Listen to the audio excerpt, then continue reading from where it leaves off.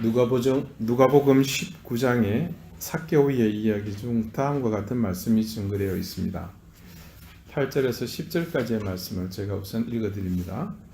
삭개오가 서서 주께 여짜오되 주여 보시옵소서, 내 소유의 절반을 가난한 자들에게 주겠사오며 만일 누구의 것을 속여 빼앗은 일이 있으면 내 갑절이나 갚겠나이다. 예수께서 이르시되 오늘 구원이 이 집에 이르렀으니 이 사람도 아브라함의 자손이로다. 인자가 온 것은 잃어버린 자를 찾아 구원하려 함이니라. 삭개오 사건의 전말은 여러분들이 어지간히들 알고 계십니다. 지금 이 대목은 아시는 것처럼 극적인 결말의 마지막 부분입니다. 삭개오는 뜻밖의 예수님의 부름을 받았습니다. 예수님의 선택을 받고 어찌할 바를 몰라 흥분해 있는 그에게 현실적 문제가 다가왔습니다. 삭개오는 예수님을 따르고 싶었는데 그러자면 돈이 문제가 됨을 그 즉시 깨달았습니다. 그래서 삭개오는 제가 방금 읽어드린 본문 속에서 보듯이 두 가지의 결코 평범하지 않은 약속을 합니다.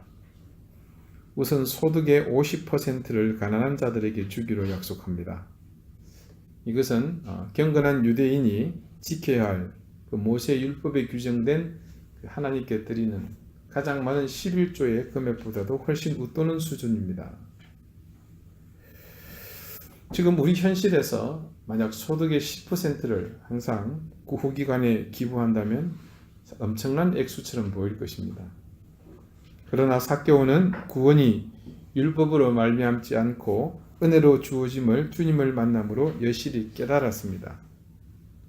그렇다면 이제 그가 하는 그런 모든 일들, 그의 취지는 단지 율법 조항대로 사는 게 아니었습니다. 그렇기 때문에 삭개오는 지금 그 이상을 하고 싶었던 것입니다. 삭개오의 두 번째 약속은 어떤 구호나 다짐 혹은 자비로움보다는 정의와 관계된 것임을 알 수 있습니다. 그는 여태 속임수로 갈취하듯이 큰 돈을 모았습니다. 그것은 공공연히 알고 있는 권력을 등에 업고서 행했던 이 세무공무원들의 과다한 세금 징수였습니다. 그래서 모세 율법을 이런 사실에 적용하자면 이런 경우는 남의 것을 갈취한 훔친 것이 되기 때문에 레위기 5장이나 민수기 5장에 규정하고 있는 말씀처럼 그 훔친 것의 5분의 1, 즉 20%를 더하여 갚도록 규정하고 있습니다.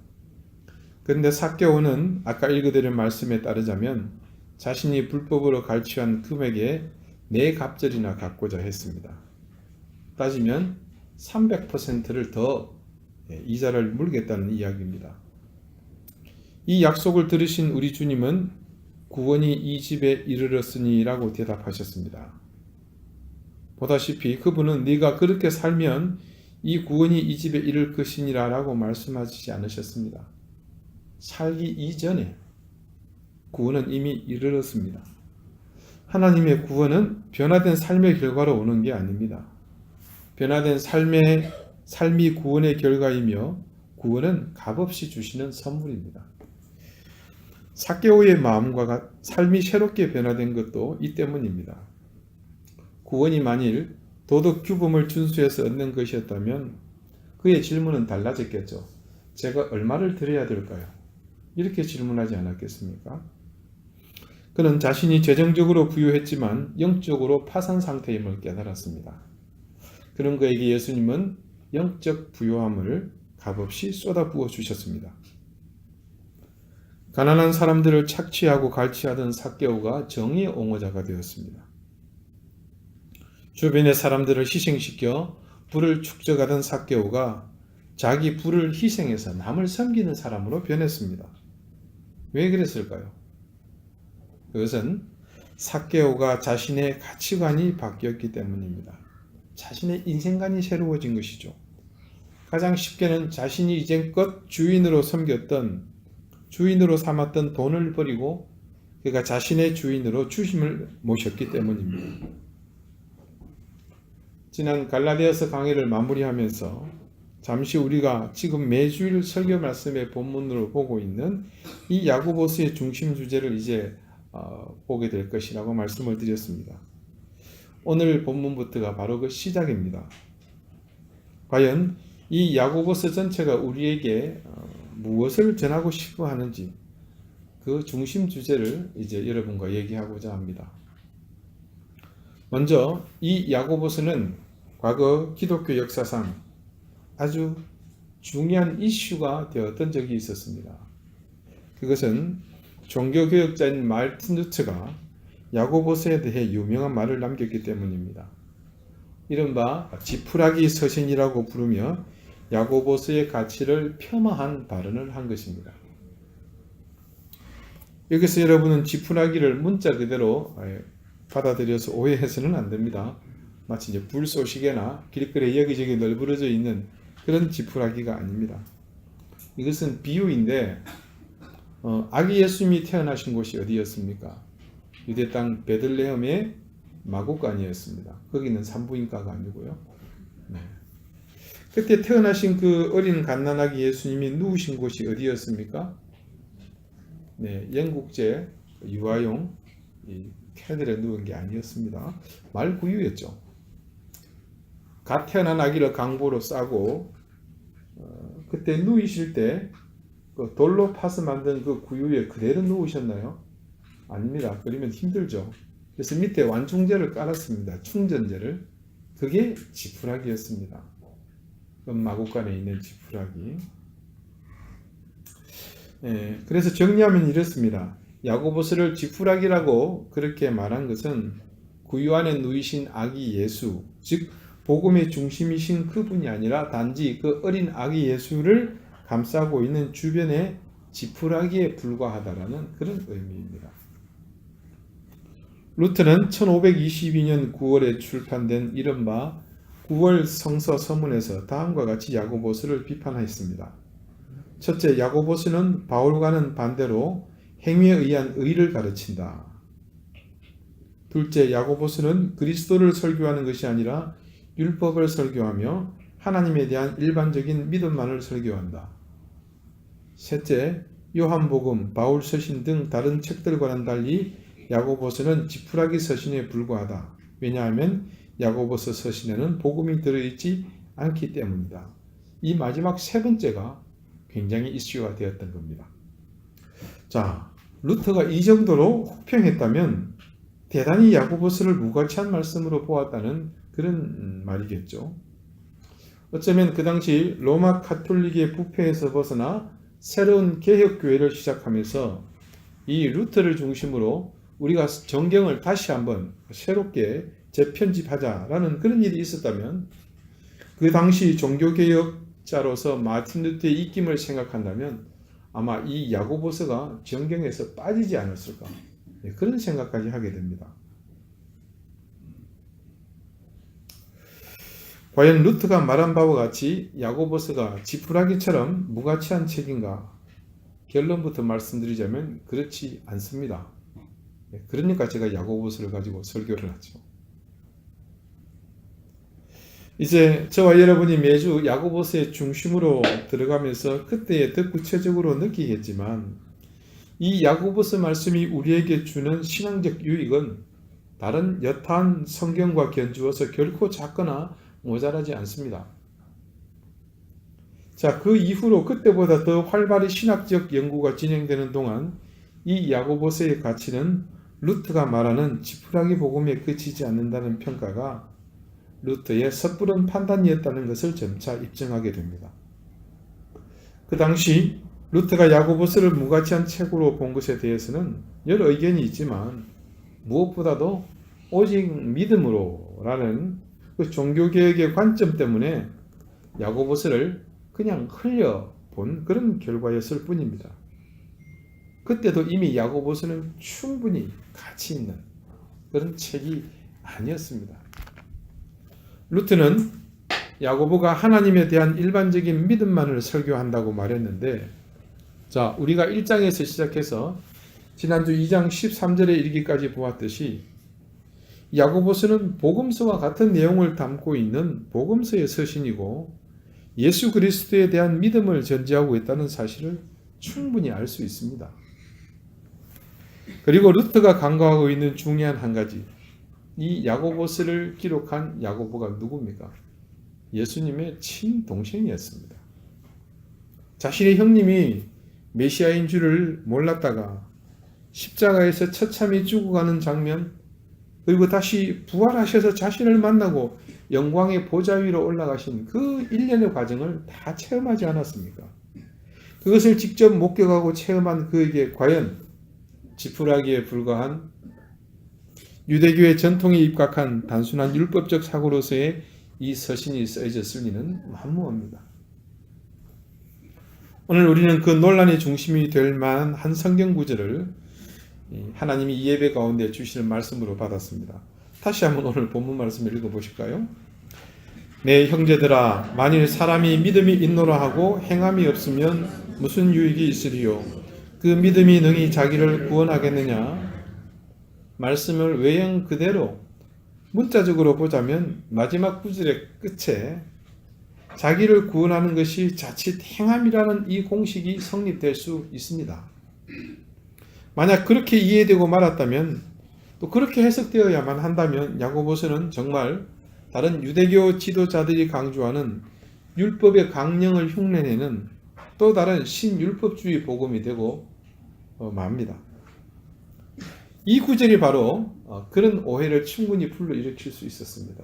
어쩌면 루터가 읽다가 이 구절에서 그런 오해를 했을 가능성이 상당히 큰 것으로 추정됩니다. 우리는 1장을 이미 다 보았고 또 이미 이 앞서 2장 13절까지 절대적으로 믿음으로 의에 이르는 복음의 근본에 야고보서가 얼마나 충실하고 있는지를 충분히 보았습니다. 결과적으로 야고보서가 강조하고자 하는 이 서신의 핵심은 한 가지입니다. 바로 오늘 본문의 말씀이 전하고자 하는 진짜 의미죠. 그리고 이것은 야고보서 전체의 핵심 주제이기도 합니다. 입으로 믿어 의에 이르는 것으로 그치는 믿음이 아니라 입으로 믿어 의에 이르는 것에서 더 나아가서 그 믿음이 행함을 통해 이어져야 함을 강조하고 있는 것입니다. 행동으로 그 믿음이 이어져야 함을 야고보는 강조했던 것이죠. 결국 행함을 강조하는 서신이라는 오명은 철저히 잘못된 평가이고 행함이 있는 믿음을 강조하는 서신이라고 바르게 평가해야 될 그런 성경입니다. 어쩌면 루터와 같이 오직 믿음이라는 그 사실을 너무 강조한 나머지 그 사실 때문에 더 중요한 가치를 생각하지도 못했을 뿐 아니라 온전한 믿음에 이르는 이 중요한 길을 놓칠 뻔했습니다. 그것은 오늘 우리의 신앙 속에서도 자주 찾아볼 수 있는 현상입니다.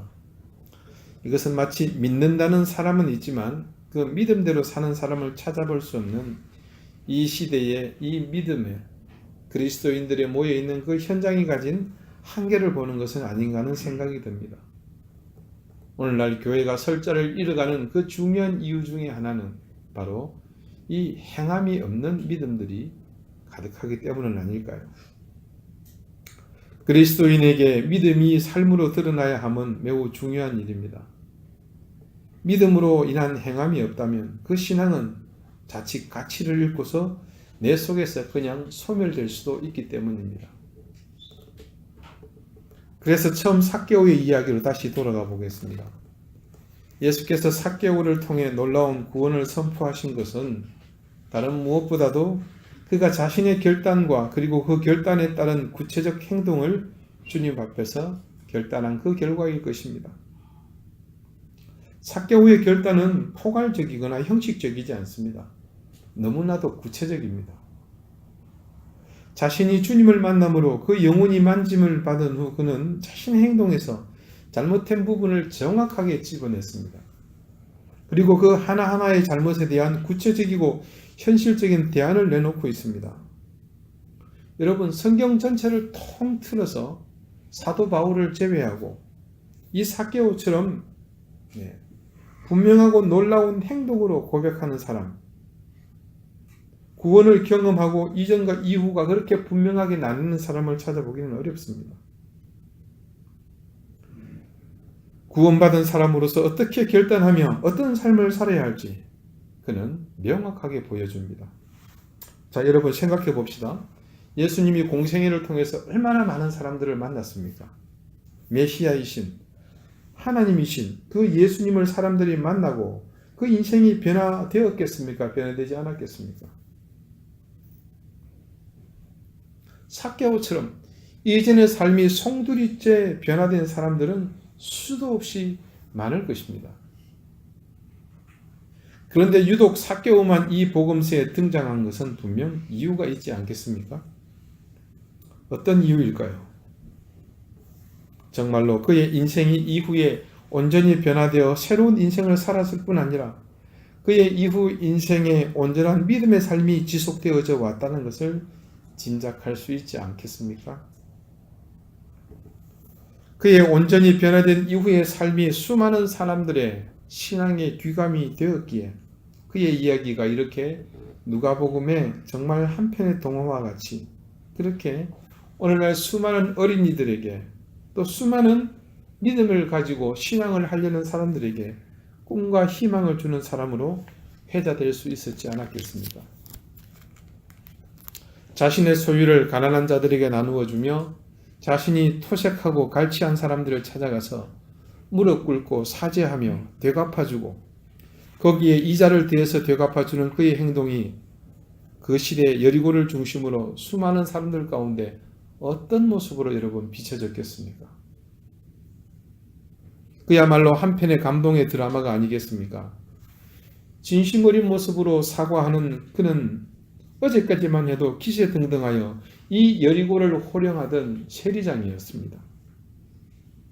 마음먹은 대로 이 집에 100만 원을 거둬야 할 집에 500만 원을 선포하면 그냥 그 자리에서 전 재산을 다 내놓아야 하는 일들이 여기저기서 반복되어 왔을 것입니다. 그런 권세와 힘을 가진 삭개오가 자신을 찾아와서 머리 숙여 혹은 무릎을 꿇고 사죄하는 것만으로도 놀랍고 기가 막힐 일인데 자신들이 빼앗긴 돈을 가져간 것에 더하여 되돌려주는 그 현장에 어떤 일이 일어났겠습니까? 여리고 성 안에서 천지가 개벽한다고 한들 어떻게 그런 일이 일어날 것이라고 어느 누가 생각이나 했겠습니까?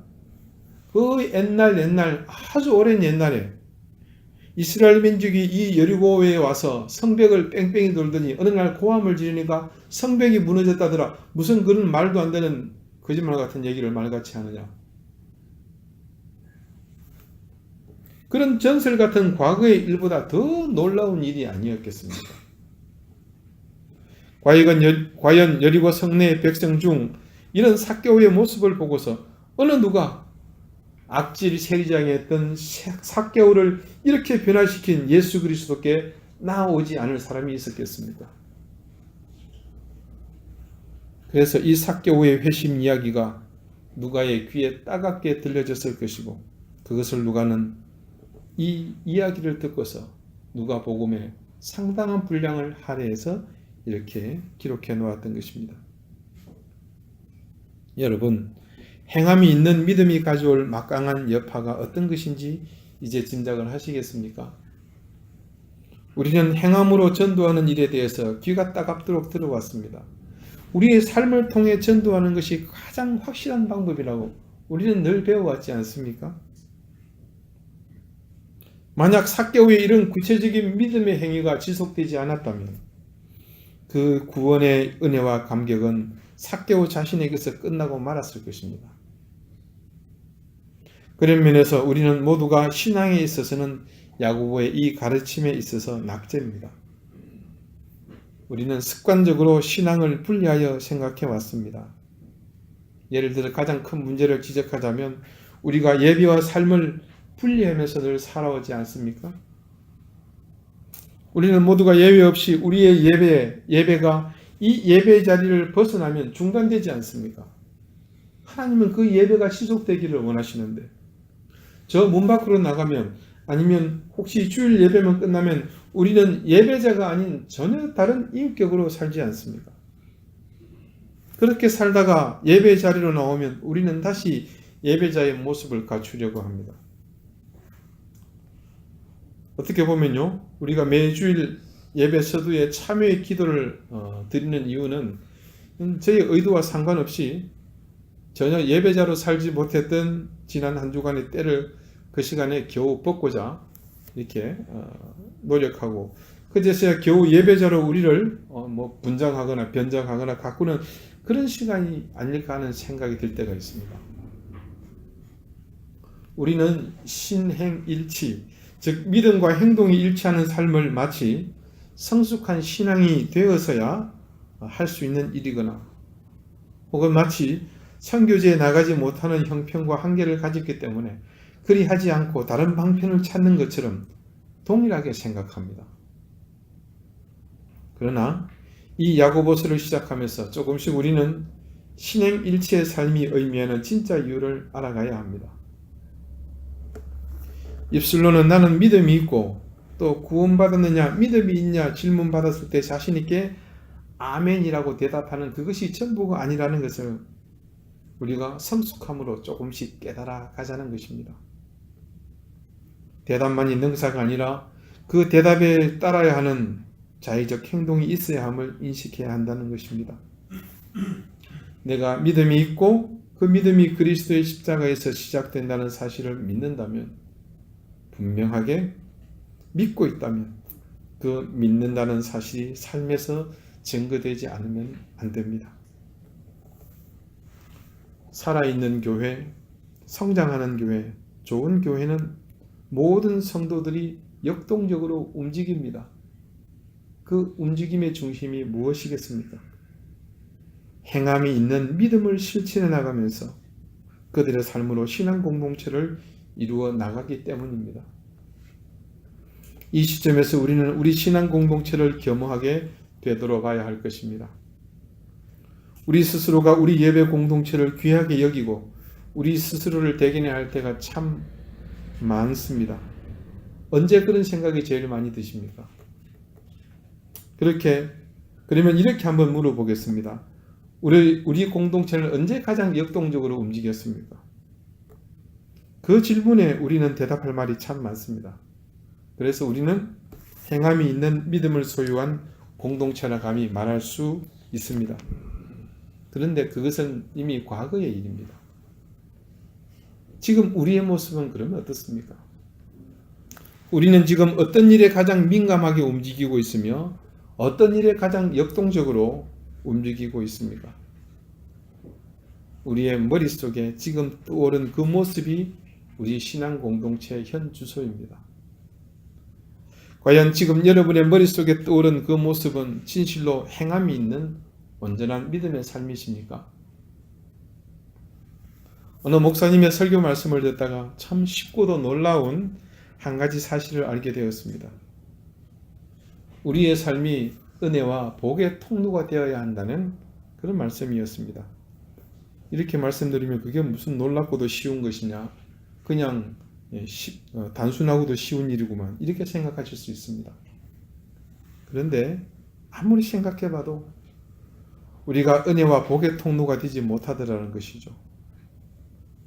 하나님의 은혜, 구주 예수 그리스도의 은혜, 그리고 성령께서 우리에게 무시로 부어주시는 은혜가 우리를 통해서 차고 흘러 넘쳐나가야 하는데 그것이 우리 안에 갇혀버리고 많은 일들이 매번 반복되고 있습니다.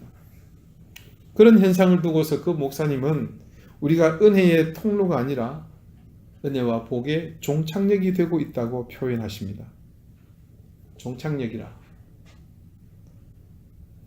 더 이상 나가지 않는다는 얘기죠.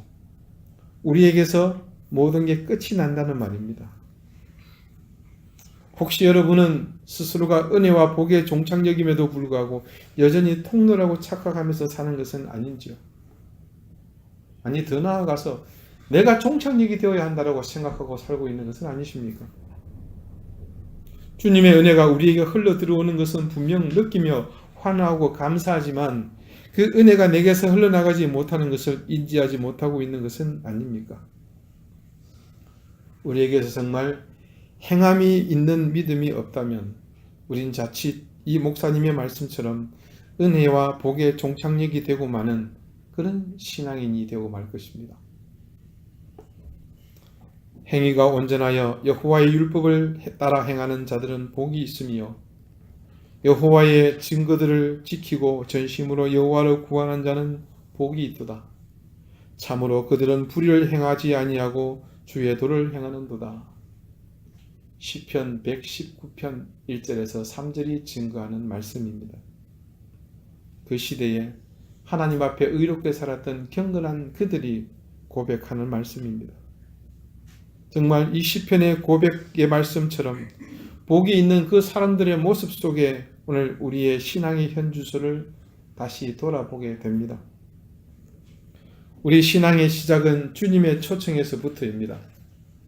그분이 우리를 택하셔서 불러주셨습니다. 우리는 그래서 그분의 그 부름의 초청에 응답했고, 그래서 우리의 입으로 시인하여 우리는 구원에 이르게 되었습니다. 이제 그 구원이 우리에게서 온전하여지고 그 구원을 이루는 우리의 믿음이 온전하여지기 위해 우리의 삶이 행함이 있는 믿음의 삶이 되도록 힘써야 하겠습니다. 이 시편 기자의 고백처럼 말씀을 따르는 우리의 행위가 온전하여 복이 있는 인생이 되며 주의 증거들을 우리의 삶으로 지켜감으로 진심으로 주님을 구하고 우리의 믿음이 용납지 않는 불의를 행하지 않고 주의 도를 행하는 그런 인생으로 살 수 있게 되기를 바랍니다. 그래서 주님의 그 은혜가 계속 우리의 온전한 믿음의 삶을 통해 이웃으로 흘러나가며 세상으로 끊임없이 흘러나가도록 합시다. 여러분 한 사람 한 사람이 그런 은혜의 또 그런 복의 통로가 되십시오. 그리고 그런 여러분이 모인 우리 교회가 이 땅 제주의 은혜와 복의 통로가 되기를 저는 간절히 소망합니다. 뿐만 아니라 이 땅 이 민족 위에 어느 곳에도 소망이 없다고 할 때 우리가 그 마지막 사명을 감당하는 온전한 그런 믿음을 가진 그런 공동체, 그런 교회가 되십시다. 매일 매순간 우리가 그런 은혜의 통로가 되는 삶, 행함이 있는 믿음으로 살 때 우리 교회는 그리고 여러분은 모두 이 땅 제주와 그리고 희망을 잃어가는 이 민족의 교회에 꺼져가는 불꽃을 다시 타오르게 할 소망이 될 것입니다. 어느 시대나 그랬듯이 주님은 그런 우리를 사용하실 것이고 그 사명을 감당하는 우리 모두에게 놀라운 은혜와 복을 더하여 주실 것입니다. 기도드리시겠습니다. 사랑하는 주님, 우리를 부르셔서 자녀 삼아 주시고 구원의 귀한 은혜로 사망의 권세 아래에서 건져주심을 감사드립니다. 오늘 우리의 믿음의 고백과 주님을 향한 신앙의 삶이 온전히 우리의 행함을 통해 구체화되어지고 온전해지기를 원합니다. 이제껏 우리가 입으로 시인함으로 그 은혜와 복을 나의 것으로만 여기고 통로가 되지 못하고 종착역으로 살았다면 이제 후로는 우리가 온전한 신앙의 사람이 되어 삶으로 행위를 통해 구원을 이루어가며 온전한 믿음을 견지하게 하여 주옵소서. 그리하여 우리 교인들 한 사람 한 사람이 그런 생명과 은혜의 통로가 되어 이 땅 제주를 섬기게 하시며 이 나라와 이 민족을 감당하게 하옵소서. 오늘 우리의 잠잠함이 절대로 믿음의 끝이 아니며 일어서서 힘쓰며 나가는 것이 온전한 믿음임을 깨달아 행함이 있는 믿음의 사람으로 살게 하여 주옵소서. 예수 그리스도 이름으로 기도드리옵나이다. 아멘.